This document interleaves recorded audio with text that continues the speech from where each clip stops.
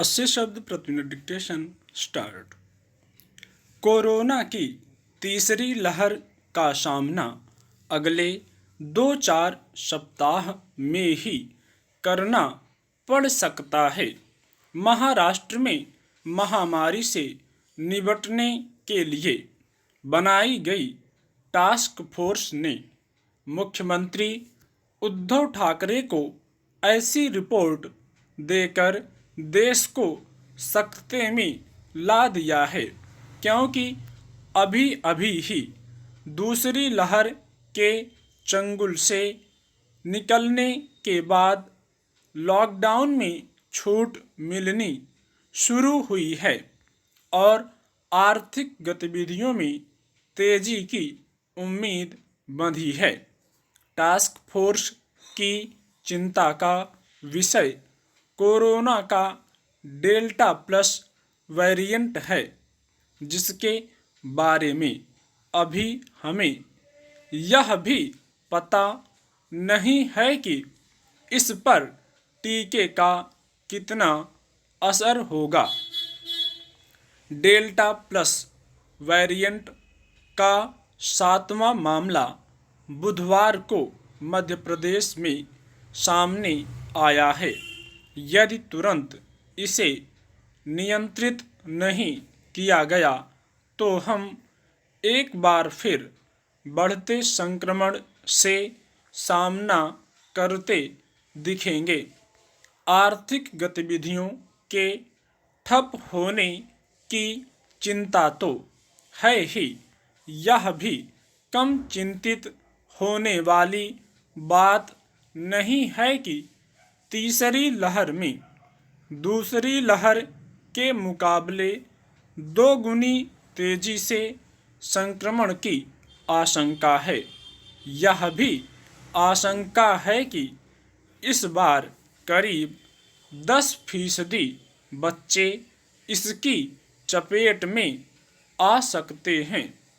Task force को आशंका है कि सिर्फ महाराष्ट्र में ही 8 लाख सक्रिय मरीज हो सकते हैं, जो दोनों लहर की तुलना में काफ़ी ज़्यादा होंगे। राज्य में पहली लहर में 19 लाख लोग संक्रमित हुए थे और दूसरी लहर में करीब 40 लाख। देश में महाराष्ट्र सबसे ज़्यादा कोरोना प्रभावित राज्य है।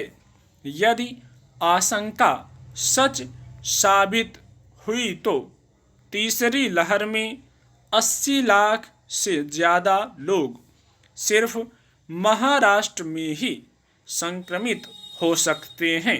संक्रमण फैलने पर यह सिर्फ महाराष्ट्र तक सीमित नहीं रहेगा। लॉकडाउन में छूट के बाद पिछले 2-3 दिनों में जिस तरह बाजारों और सड़कों पर भीड़ दिख रही है, उसने टास्क फोर्स की चिंता बढ़ा दी है।